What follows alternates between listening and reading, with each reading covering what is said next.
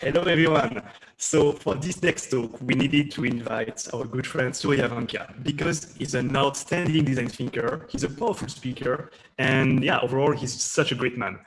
He's the founder of Authentic Design, president emeritus of the Seattle Design Festival, and he was the chair of the Interaction Week of IXDA. Surya was also director of UX at Microsoft and professor of design at the University of Illinois.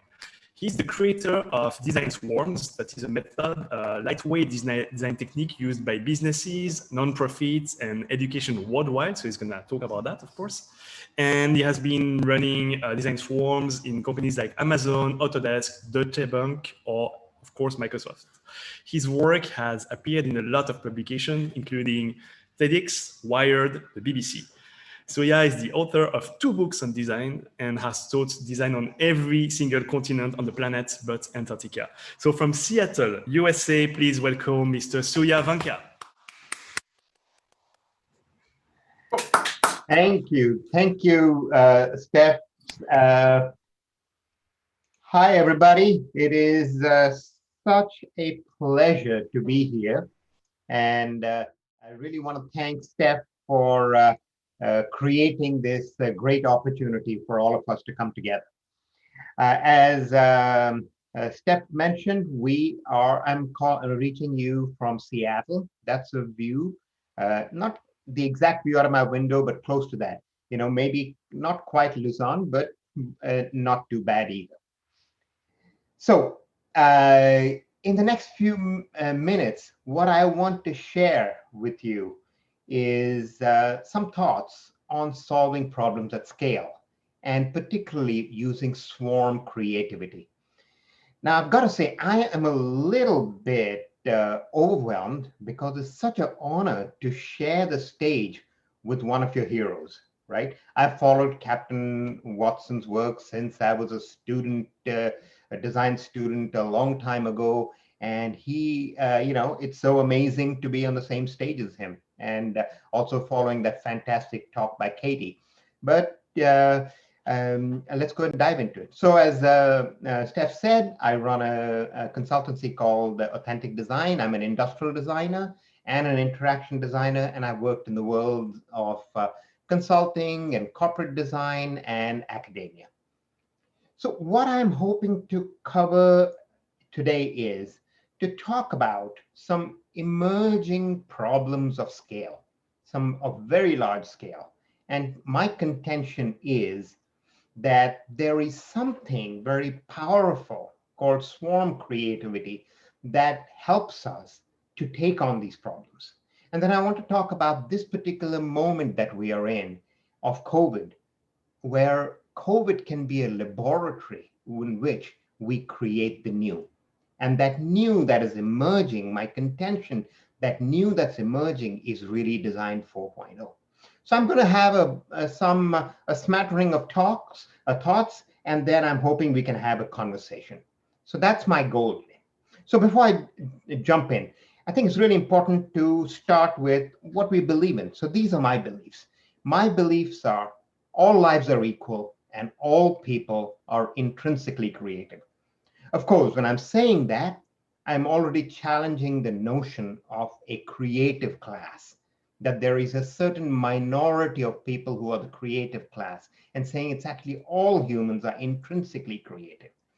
And I believe that when people can channel this creative power, they can do incredible things. They can do incredible things for themselves, for their families, for their communities, for their towns, their villages, their countries, perhaps even for the world.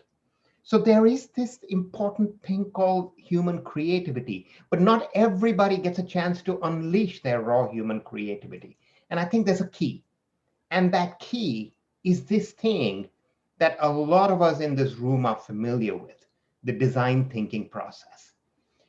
It is this magical, elastic, repeatable, rigorous, precise process that is the key that can unleash raw human creativity and drive it towards outcomes that stick.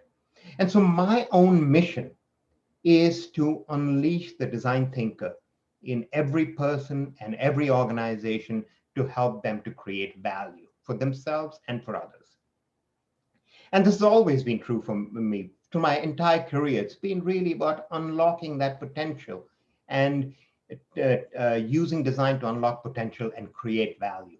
As Steph mentioned, I spent a bunch of time at Microsoft, and really, there the work that I had the honor and pleasure of leading and being part of was really to be able to use this process, this design thinking process, to really drive, lead, participate, collaborate in the reinvention of a company that was using design.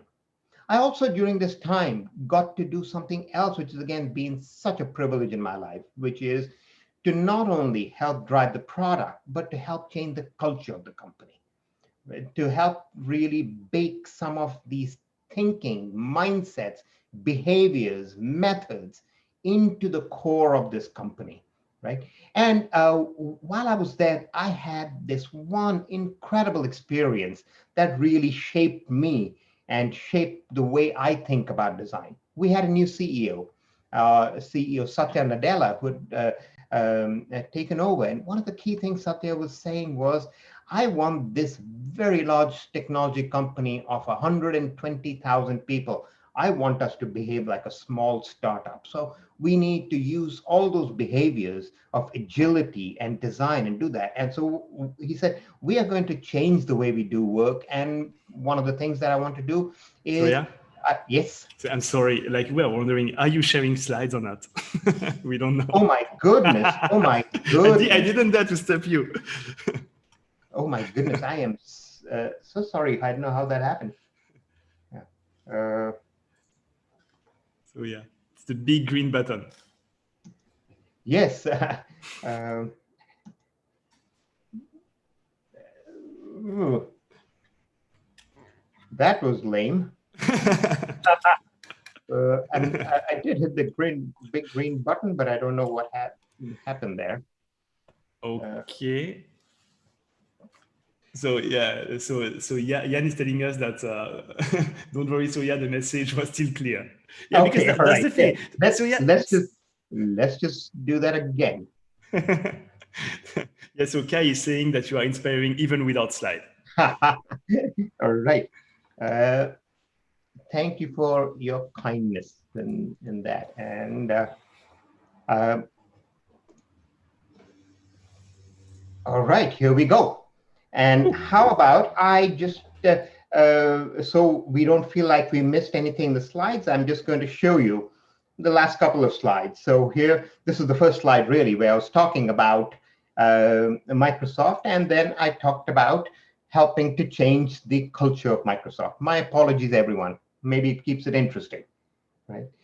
So one of the incredible opportunity, is it all good in the slides? Yeah, it's perfect. Okay. Um, well, we just lived a Zoom moment. Uh, all right. So one of the incredible opportunities that I had with this new CEO's mission was really to question one of the core things that the company did was to have this annual company meeting. And Satya was saying, let's do away with that and let's create a hackathon, and a hackathon where everybody in the company comes together and they hack. So we said, we'll stop work for 2 days and we will hack.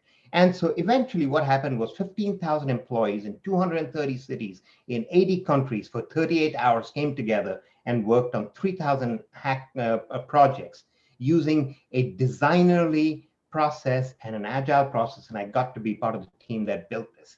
And for me, this was an incredible moment where I had such an epiphany, because there were these projects that completely changed the way I thought about innovation, thought about design, thought about agility. And there was one project in particular that really made me think and question design and innovation.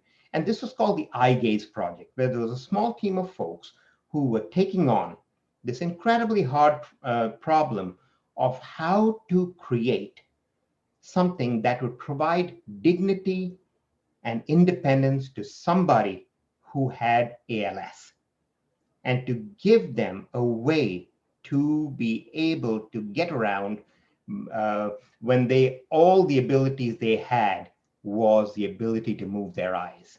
And this team did it. They did it in 38 hours. They did it in 38 hours. And what was so astonishing for me was to watch that it was not just this team, but there were multiple teams that were creating such results in this very short amount of time.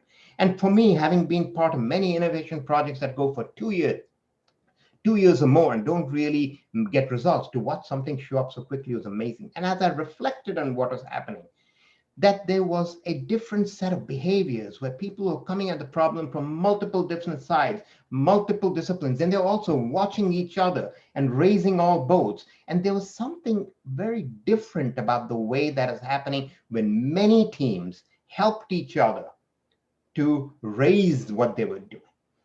And I was personally getting very concerned, like all of us, and like Captain Watson was talking to us about this particular moment they're in, that we find ourselves in, this moment on the planet, what we could call the VUCA moment, right? This moment of unprecedented volatility, unprecedented ambiguity, unprecedented uncertainty, change. We have never been at such a moment on this planet. And I really thinking about how can one take some of the magic of what I've seen in this swarm and take it outside. Because really, this particular moment in history that we stand at is unprecedented. We find ourselves at a crossroad.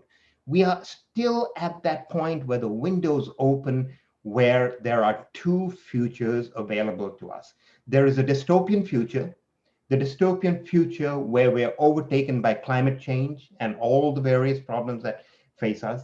And there's still the window open for a utopian future where we're able to harness all of the technology, creativity, everything done for so many centuries to move to the place that we want to be, right? But at this moment, we don't really know how this future is going to unfold. And so, like all of us in this call, this has been a preoccupation for me. And while I was working in the world of corporate, I was also getting very interested to look at how do I contribute to this? Because if we look at what is happening in the world, we live in a troubling time.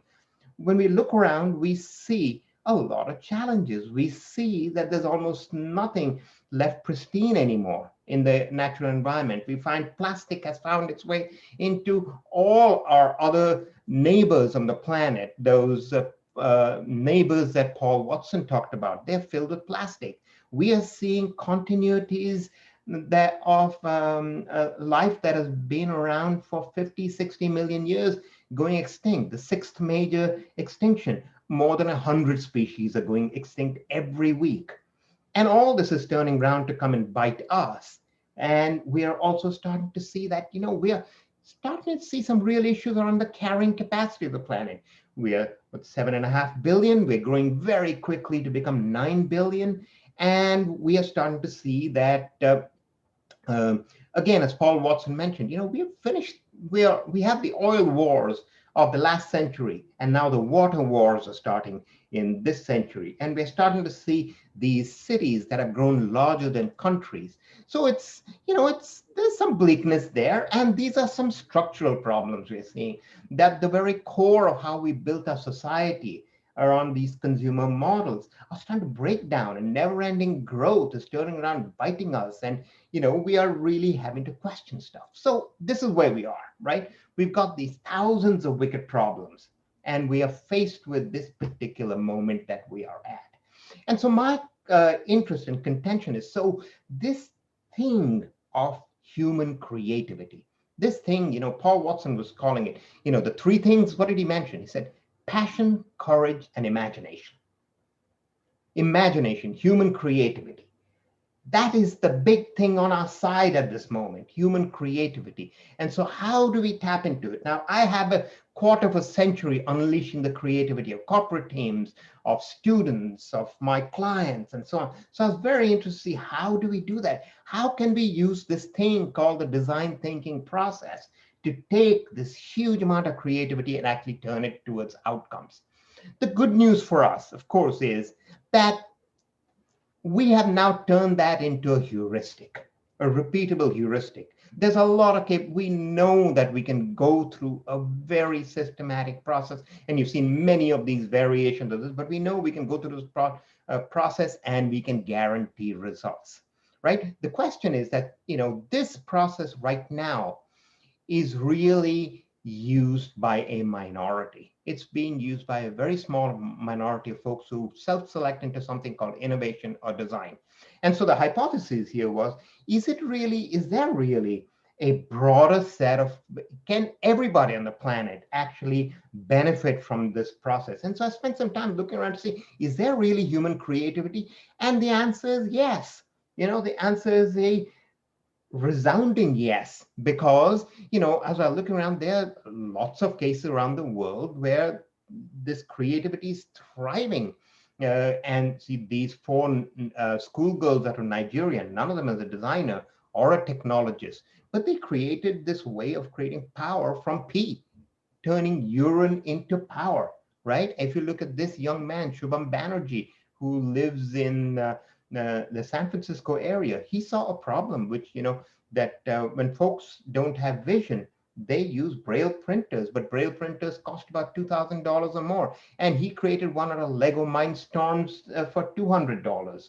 And this is a young boy, Richard Turere, a Maasai boy. And like many Maasai boys, his parents said, you in Kenya, can you go out and keep the cattle safe from lions, from being eaten? And usually the way that is done is you put a piece of poisoned meat the lions eat, and that's how your cows stay safe.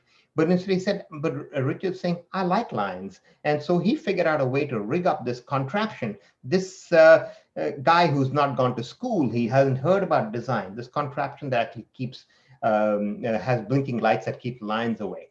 So my point here really is, so there is this creativity. Now the question is, how do you actually take this design thinking process and make it available to everybody without having people having to go to design schools for 5 years or 7 years to do this? And for me, the breakthrough came when I was traveling in Australia. I was in the middle of Australia at the place where there's the oldest civilization on the planet, around this area called Uluru. And this is the Pitjantjatjara tribe, who have been there for 25,000 years. And they don't really have a written language, but they have a thriving culture. And that culture is based on pictograms that are actually on that rock Uluru, the sacred rock Uluru. And this is how wisdom is passed on, problems are solved by sitting around the rock and actually using a visual language. Why that is important is the visual is pre-language and is available to everybody. And the second thing is, when cognition and creativity can get embodied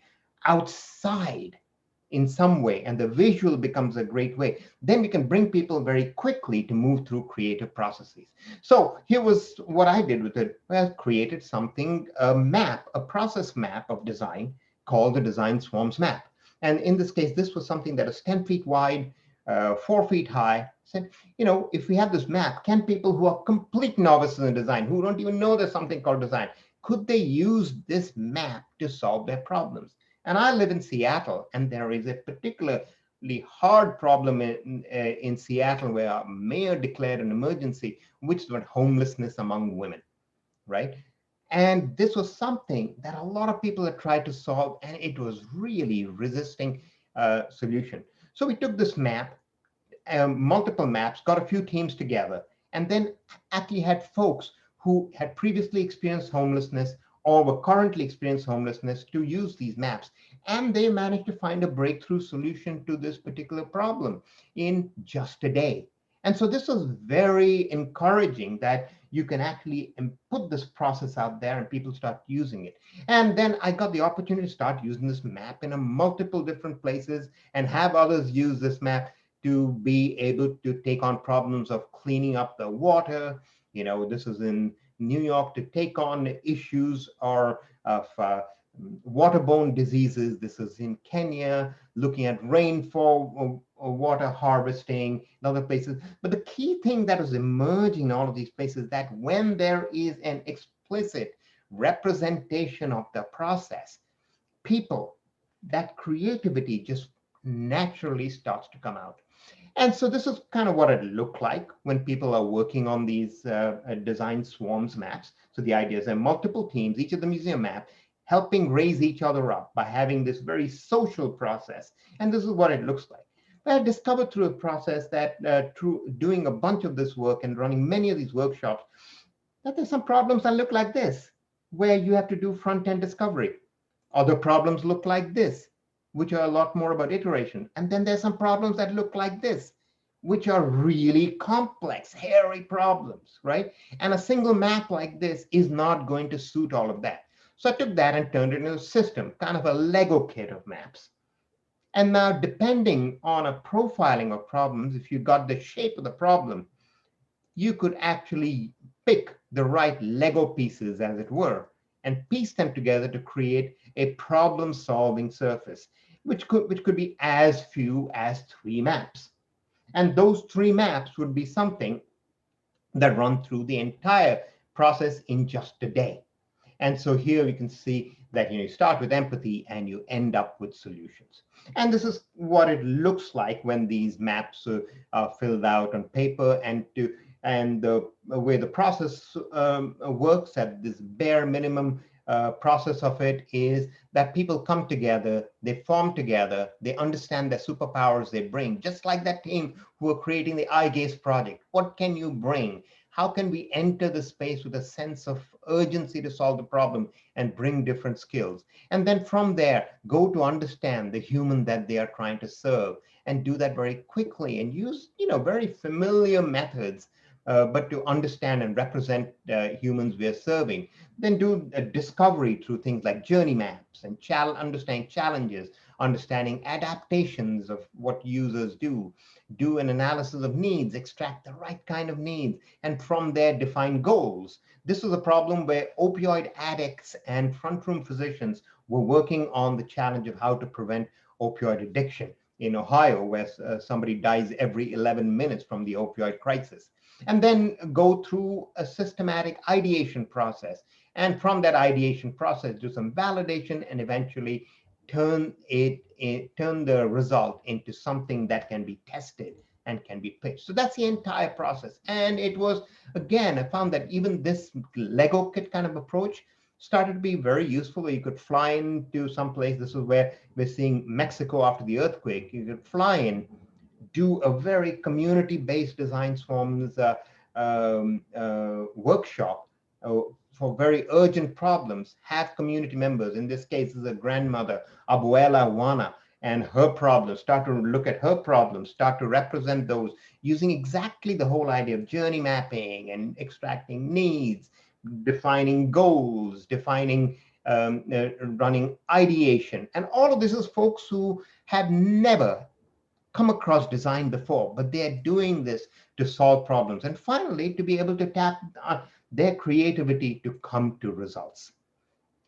And so it was, such a privilege to be running this in corporate, to be running this for nonprofits, running it in education, and so on. And then the future happened. COVID happened.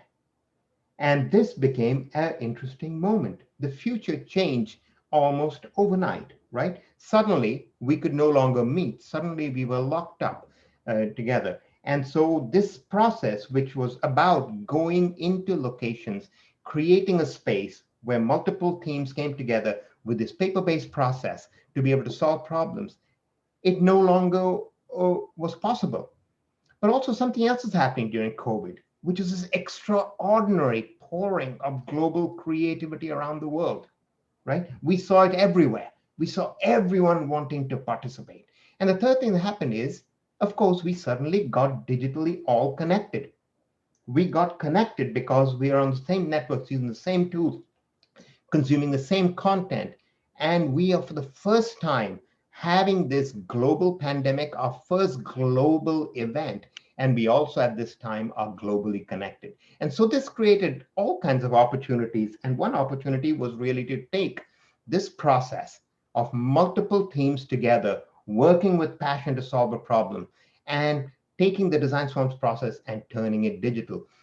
using one of the sponsors for this mural and Miro, and building it out on those. So again, folks are doing exactly the same things that they were doing in various other workshops. But the difference here was I thought this would be a second cousin to the workshops that I'm facilitating in person.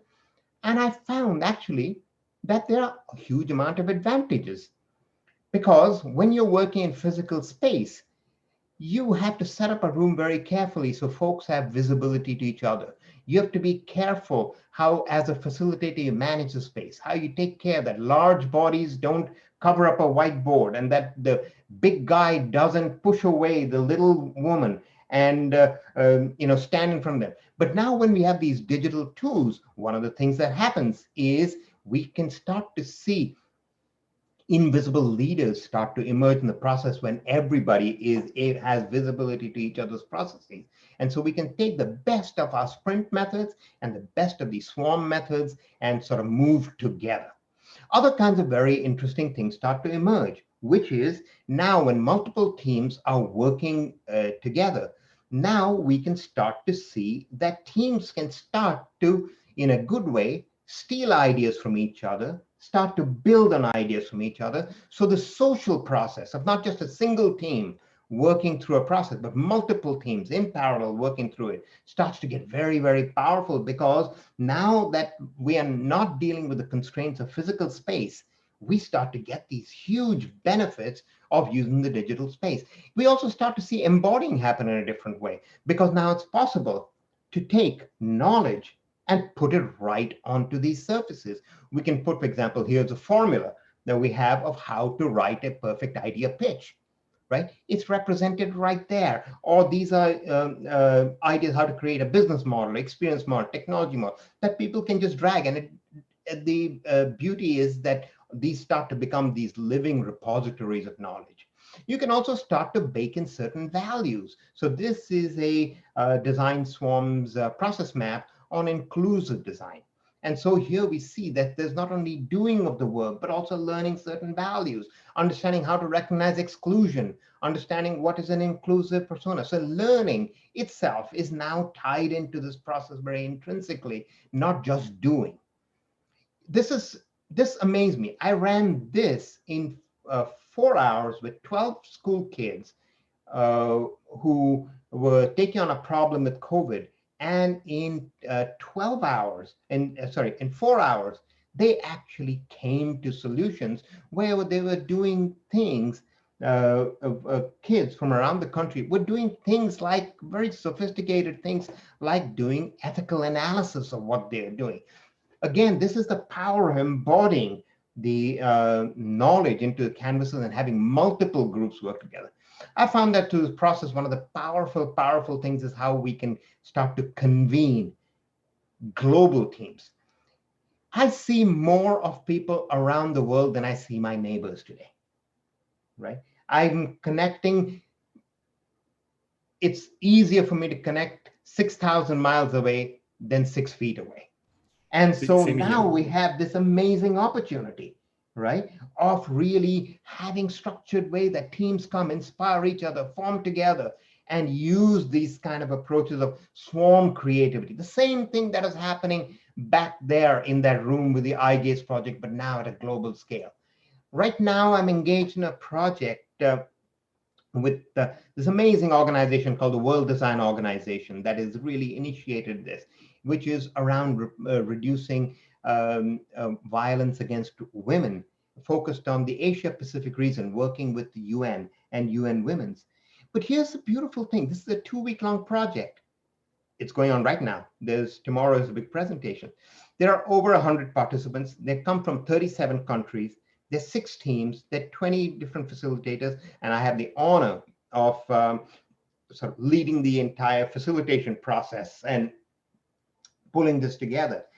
You know, the power of what we are seeing in this process, which is going to have incredible results, is really this swarm creativity, that we're turning into global swarms, hungry to drive change, hungry if we're given the opportunity. And now that our platforms have come to a point that we, even if our platforms are not fully baked, they're still kind of clunky, still early, but we're able to kind of move the creative energies and with the right facilitators really move towards solving problems. So which brings us to this particular moment, which is very, very interesting. And again, Paul Watson is talking about the difference between change, forcing change, and movements. I believe a movement is starting. And the movement that is starting is billions of creative minds. And now it is possible for billions of creative minds to take on these thousands of millions of wicked problems we have. So, what is important to notice here is change is not continuous. Change is discontinuous. There are entire decades where nothing much happens. And then there are a few weeks where entire decades happen. We are in those weeks right now. And as far as design and innovation, here is a change we are seeing. If there's design 1.0, which was about changing, design of communication products, and then we went into design 2.0, which is sort of in the world of corporate, the idea of organizational transformation, and 2.0, 3.0. We are moving to design 4.0, social and planetary transformation. And I believe the forces that drive that change are really these notions of this organic swarm-like way that we work together. Multiple people work, have visibility to each other. We embody this kind of working into these visible methods. And that really puts us in a place of a lot of potential, that we could be this design powered planet taking on these massive things, problems. And just to sort of close on that, there are really these huge problems that we have, these problems of scale. And so the thing we have, one of the ways that, and the one that I believe in, is this notion of swarm creativity. And that this moment that we are in is such an important moment.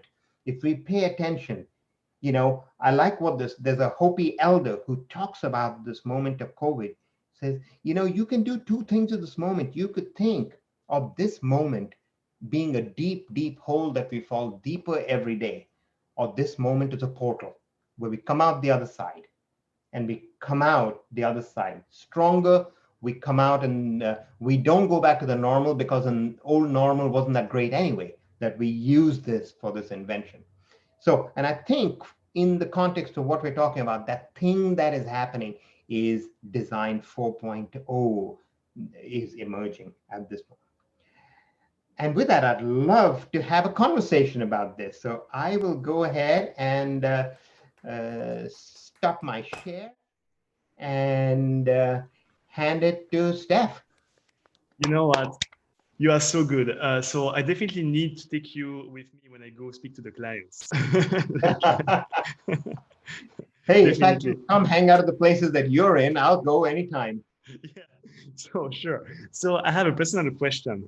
Do you think that governments or cities are ready to actually hire designers to fix big problems? Like, how is it in the US, for example?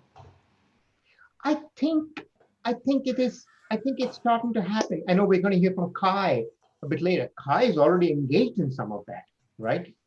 From the project with the UN, I'm engaged in that. I'm engaged with the city of Seattle to create an inclusive city, and we are using sprint and swarm approaches to create an inclusive city. We have a brand new waterfront, because we had this big highway by the water which got torn down, and there's this brand new waterfront. We have this beautiful waterfront, and the city is kind of saying, let's use designerly approaches, let's use sprint-like approaches, let's use swarm-like approaches to reinvent our city with co-creation to make it more inclusive.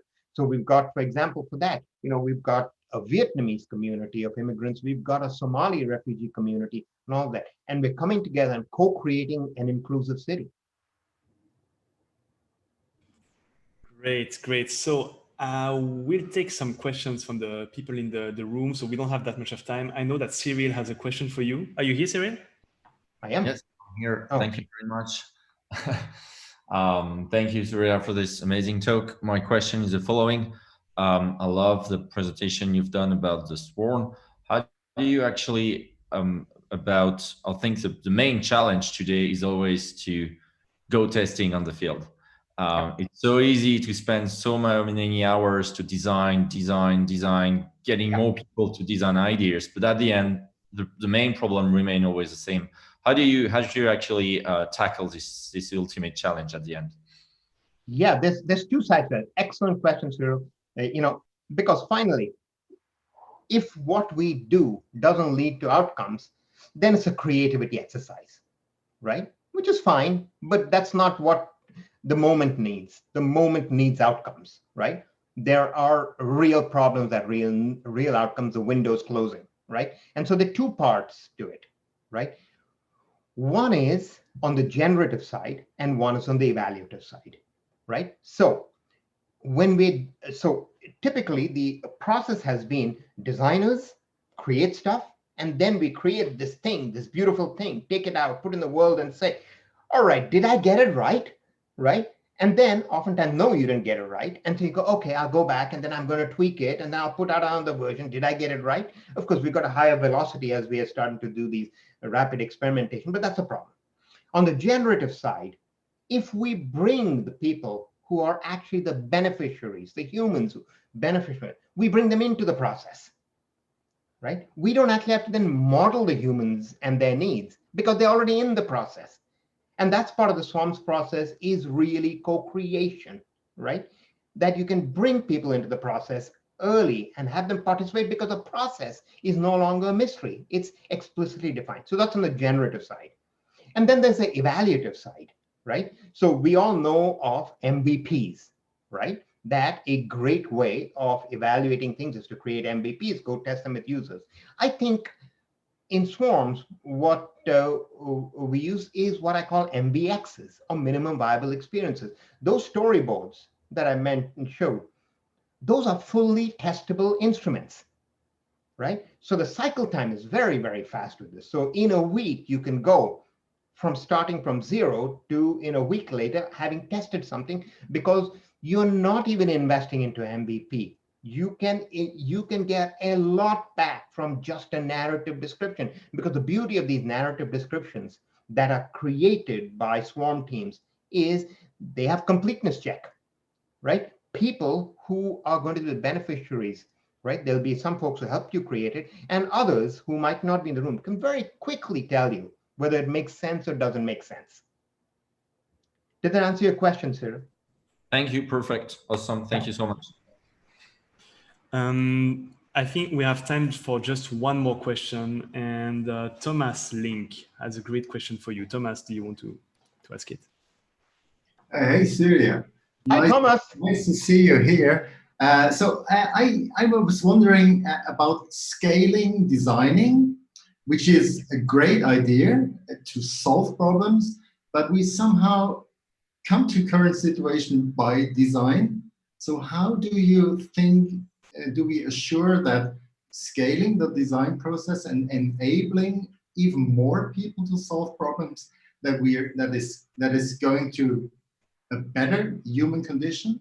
So is there something in us as our job? That was one idea, or is it about testing? You talked about testing.